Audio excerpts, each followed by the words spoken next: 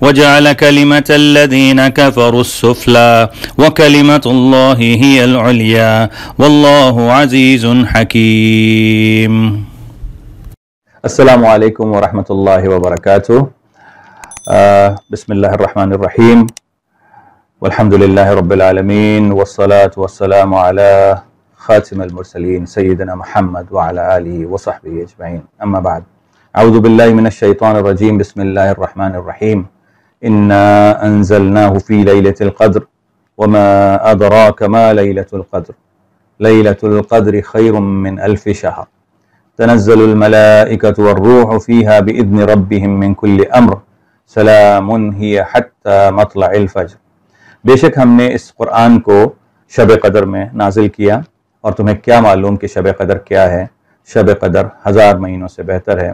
اس میں فرشتے اور روح الامین اللہ کا ہر حکم لے کر نازل ہوتے ہیں، اور وہ صبح روشن ہونے تک سلامتی کی رات ہے. رب اشرح لی صدری ویسر لی امری واحلل عقدۃ من لسانی یفقہوا قولی.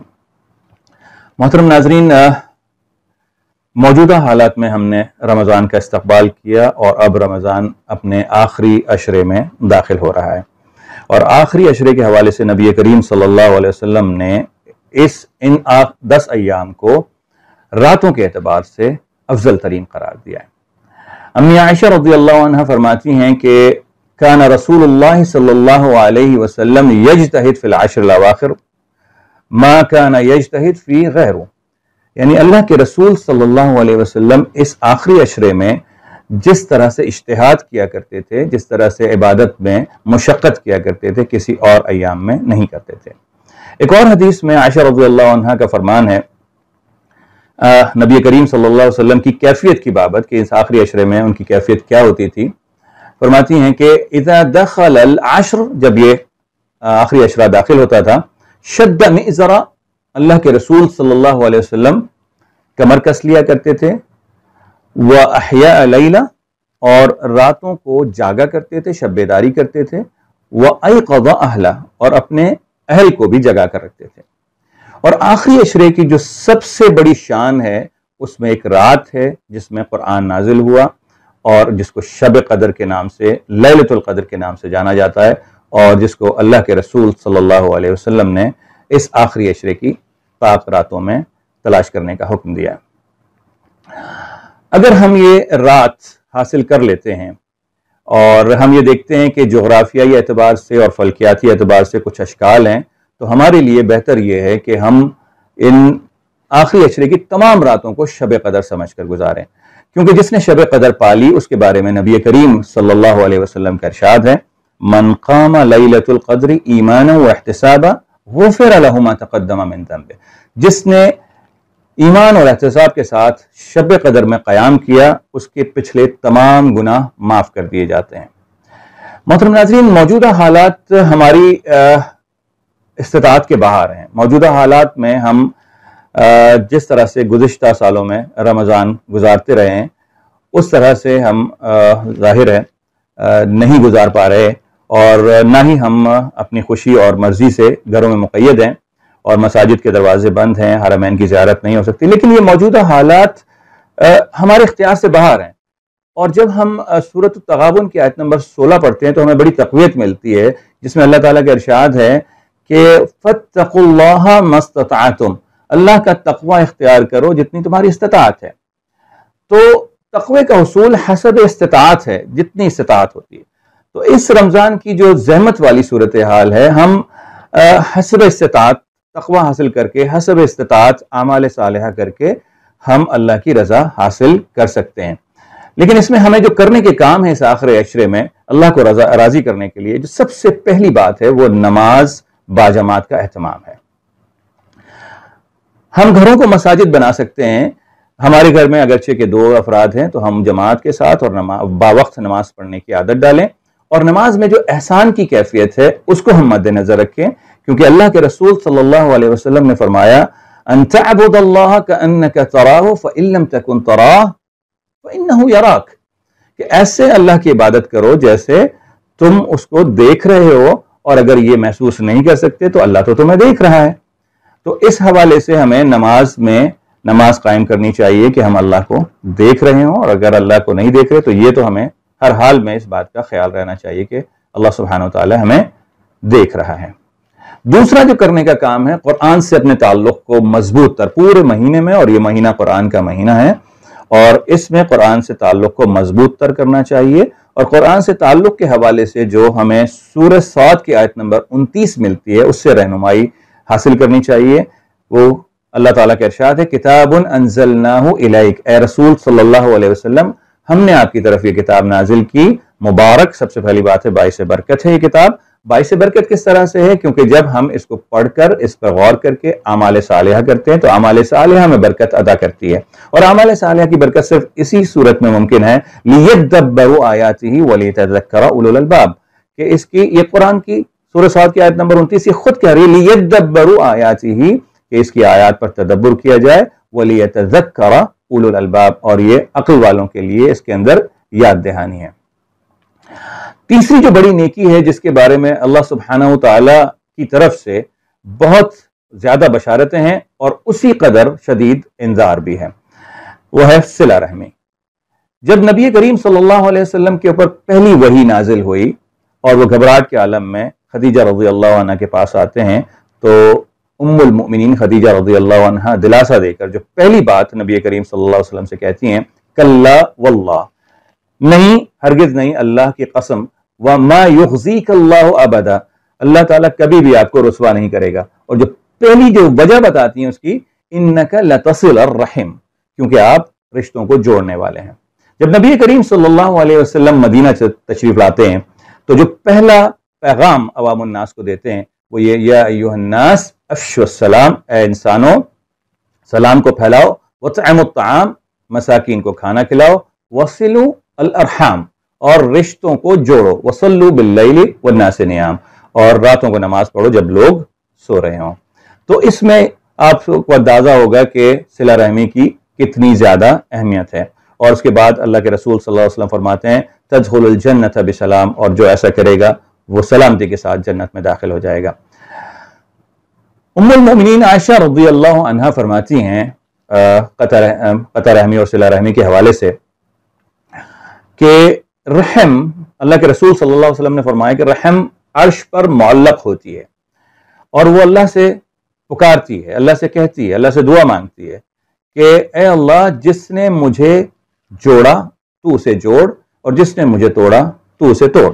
تو اس حوالے سے ہمیں صلہ رحمی کی اہمیت کا اندازہ ہو جانا چاہیے کہ صلہ رحمی متقین اور محسنین کی صفات میں سے ایک بڑی صفت ہے۔ انفاق، موجودہ دور میں آپ کو معلوم ہے کہ بہت سارے لوگوں کی طرف سے جو پریشان صورتحال ہے، پریشان کن صورتحال ہے، اس میں انفاق کے مواقع ان لوگوں کے لیے جو مخیر حضرات ہیں بڑھ گئے ہیں۔ تو انفاق کی کثرت کریں، جس کے پاس مال ہے وہ مال کو اللہ کی راہ میں اللہ کے حکم کے مطابق خرچ کرے۔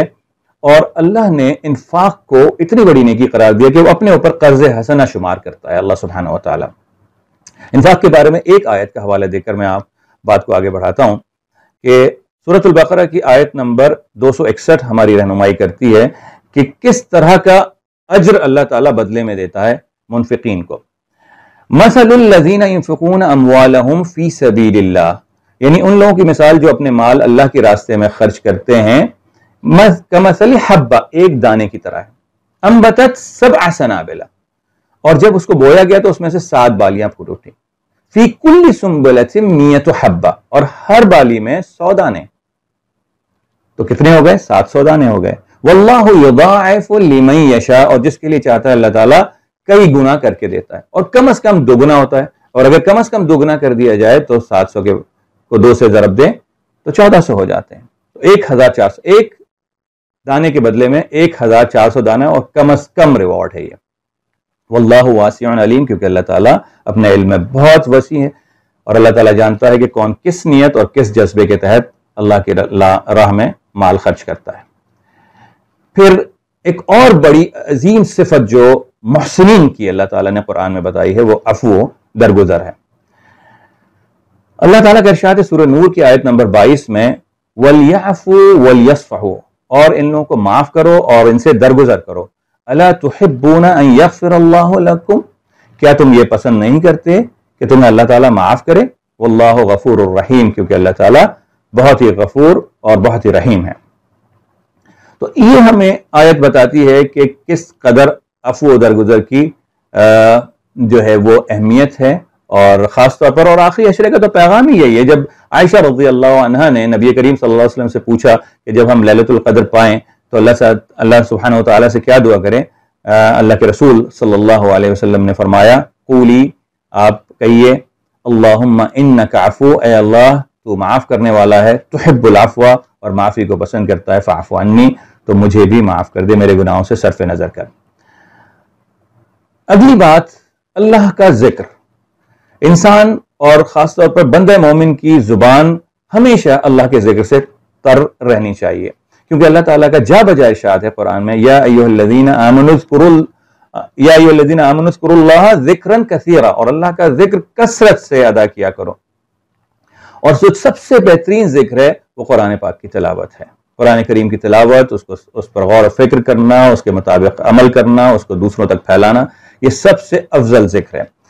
اور قرآن کریم کے بعد جو افضل الذکر ہے، جو نبی کریم صلی اللہ علیہ وسلم نے ہمیں بتایا، وہ افضل الذکر بعد القرآن الکریم ہوا لا الہ الا اللہ وحدہ لا شریک لہ لہ الملک ولہ الحمد وہو علی کل شیء قدیر. لا الہ الا اللہ وحدہ. تو یہ ذکر ہمیں، جو ہم عموماً نماز کے بعد بھی کرتے ہیں، یہ ہمیں کرتے رہنا چاہیے. نبی کریم صلی اللہ علیہ وسلم کے حوالے سے ہمیں جو سنت ملتی ہے وہ یہ کہ جب نبی کریم صلی اللہ علیہ وسلم فجر کی نماز کے بعد مصلی پر بیٹھا کرتے تھے اور اللہ کا ذکر کیا کرتے تھے یہاں تک کہ سورج طلوع ہو جاتا تھا، اور سورج طلوع ہونے کے بعد وہ 2 رکعت نماز پڑھ کر وہاں سے اٹھا کرتے تھے. کیونکہ سورہ طٰہٰ میں آیت نمبر 130 میں ہمیں ملتا ہے کہ اللہ سبحانہ وتعالیٰ کا ارشاد ہے وَسَبِّحْ بِحَمْدِ رَبِّكَ قَبْلَ طُلُوعِ الشَّمْسِ وَقَبْلَ غُرُوبِهَا، کہ آپ تسبیح بیان کریں، اپنے رب کی حمد بیان کریں تحمید کے ساتھ، اس سے پہلے قبل طلوع الشمس، سورج کے طلوع ہونے سے پہلے، وقبل غروبها، اور سورج غروب ہونے سے پہلے. ایک ذکر جو بہت ہی عظیم ترین ذکر ہے، اس کا تذکرہ کر کے ہم بات کو آگے بڑھاتے ہیں. ابی ہریرہ رضی اللہ عنہ سے ہمیں روایت ملتی ہے، متفق علیہ ہے، کہ رسول اللہ صلی اللہ علیہ وسلم نے فرمایا کلمتان خفیفتان علی اللسان، کہ 2 کلمے ایسے ہیں جو زبان پر بہت ہلکے ہیں، زبان پر ادا کرنے میں بہت ہلکے ہیں. خفیفتان علی اللسان ثقیلتان علی المیزان، جو میزان پہ بہت بھاری ہیں. حبیبتان الی الرحمن، اور رحمان کو بہت محبوب ہیں وہ 2 کلمے، اور وہ 2 کلمے کیا ہیں؟ سبحان اللہ وبحمدہ وسبحان اللہ العظیم. تو یہ کلمے ہم اٹھتے بیٹھتے ہی دہراتے رہیں، کیونکہ تاکہ ہمارا میزان جو ہے وہ بھاری ہو جائے. پھر ایک اور جو کرنے کا کام ہے اس آخری عشرے میں، وہ کثرت استغفار اور توبۃ النصوح. استغفار کی کثرت. نبی کریم صلی اللہ علیہ وسلم بذات خود دن میں 100 بار استغفار کیا کرتے تھے، تو ہمیں تو پھر کتنی دفعہ استغفار کرنا چاہیے. اور استغفار میں جو سب سے بہترین ذکر ہمیں ملتا ہے وہ سید الاستغفار ہے. نبی کریم صلی اللہ علیہ وسلم نے فرمایا کہ یہ کثرت سے پڑھا کرو سید الاستغفار. اللہم انت ربی، اے اللہ آپ ہمارے رب ہیں، لا الہ الا انت، آپ کے علاوہ کوئی معبود نہیں، خلقتنی، آپ نے ہمیں تخلیق کیا، وانا عبدک، اور میں آپ کا بندہ ہوں، وانا علی عہدک ووعدک ما استطعت، اور اپنی استطاعت کے مطابق میں اپنے عہد پر، اپنے وعدے پر قائم ہوں. اعوذ بک من شر ما صنعت، اور میں آپ کی پناہ چاہتا ہوں جو کچھ بھی میں نے اعمال کیے ہیں. ابوء لک بنعمتک علی، اور میں اپنے اوپر آپ کی نعمت کا اعتراف کرتا ہوں. وابوء لک بذنبی، اور اپنے گناہوں کا اقرار کرتا ہوں. فاغفر لی، اور آپ مجھے معاف فرما دیں. فإنہ لا یغفر الذنوب الا انت، کیونکہ آپ کے علاوہ کوئی گناہوں کو معاف کرنے والا نہیں ہے. اور توبۃ النصوحہ کے حوالے سے کہ ایسی توبہ کی جائے جس میں پھر دوبارہ اس گناہ کو کرنے کا اصرار نہ ہو، دوبارہ کرنے کا ارادہ نہ ہو.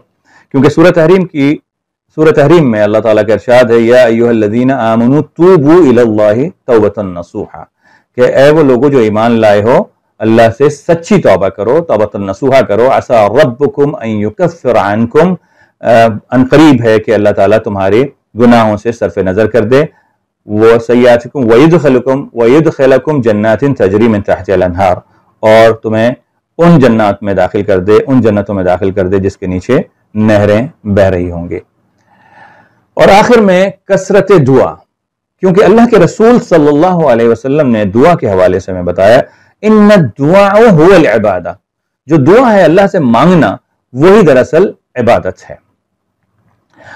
سورہ بقرہ کی آیت نمبر 186 میں اللہ تعالیٰ کا ارشاد ہے وَإِذَا سَأَلَكَ عِبَادِي عَنِّي، اور جب میرے بندے میری بابت پوچھیں فَإِنِّي قریب، میں تو ہوں ہی قریب ان سے، اجیب دعوت الداعی اذا دعان، اور میں پکارنے والی کی پکار کا جواب دیتا ہوں، فَلْيَسْتَجِيبُوا لِي، پس وہ مجھے ہی پکارے، مجھ سے ہی سوال کرے، وَلْيُؤْمِنُوا بِي، اور میرے ہی اوپر ایمان لائے، لَعَلَّهُمْ يَرْشُدُونَ، تاکہ وہ رشد اور ہدایت کی راہ پا سکیں۔ تو اس حوالے سے ہمیں آخری عشرے میں دعا کی کثرت کا اہتمام کرنا چاہیے، مختلف اٹھتے بیٹھتے، نماز سے پہلے، نماز کے بعد، بیٹھتے ہوئے، اٹھتے ہوئے، چلتے ہوئے۔ ایک حدیث جو ہمیں ملتی ہے کہ 3 لوگوں کی دعائیں اللہ تعالیٰ رد نہیں کرتا، ثلاثۃ لا ترد دعوتهم، 3 لوگوں کی اللہ تعالیٰ دعوت کو، دعا کو، پکار کو رد نہیں کرتا۔ کون سے 3 لوگ ہیں؟ الامام العادل، جو عادل پیشرو اور پیش امام ہے، والصائم حتی یفطر، اور روزے دار کی دعا جو وہ روزہ افطار کرتے وقت مانگتا ہے، ودعوت المظلوم، اور مظلوم کی دعا۔ تو اسی دعا کے ساتھ ہم اپنی گفتگو کا اختتام کرتے ہیں کہ اللہم کما بلغت رمضان، اے اللہ جس طرح تو نے ہمیں رمضان میں پہنچایا، وہذہ اللیلہ، اور آج کی رات، بلغنا لیلۃ القدر، ہمیں لیلۃ القدر بھی نصیب فرما۔ اللہم تقبل صیامنا وقیامنا وجمیع صالح اعمالنا، وصلی اللہ علی نبینا محمد وعلی آلہ وصحبہ اجمعین، والسلام علیکم ورحمۃ اللہ وبرکاتہ۔